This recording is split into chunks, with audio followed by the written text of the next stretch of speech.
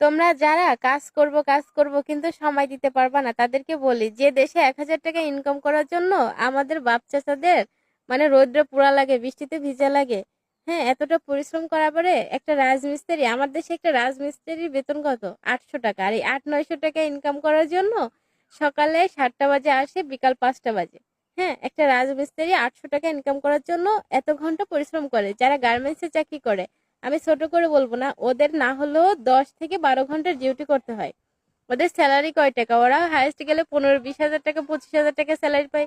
সেখানে তুমি ঘরে বসে 30-40 হাজার টাকা ইনকাম করবা, কিন্তু তুমি সময় দিবা 2-1 ঘন্টা, কখনোই পসিবল না। তাহলে তোমার ইনকামও ওরকম হবে যেমন তুমি কম সময় দিবা।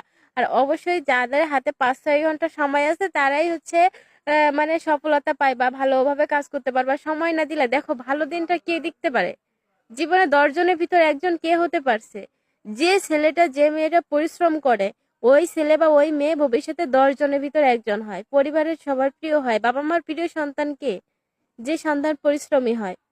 অলস ব্যক্তিকে যে সৃষ্টিকর্তা, সেও অলস ব্যক্তিকে পছন্দ করে না, বাবা মাও পছন্দ করে না, সমাজও পছন্দ করে না, তোমার জীবন সঙ্গীও তোমাকে পছন্দ করবে না তুমি অলস হইলে। তো এইসব আলসেম দিয়ে বাদ দাও, মানে নখ দিয়ে বলো 1 ঘন্টা 2 ঘন্টা সময় দিলে হবে। আরে ভাই, এটা কি চিড়ের মোয়া যে আমি বানায় রাখছি?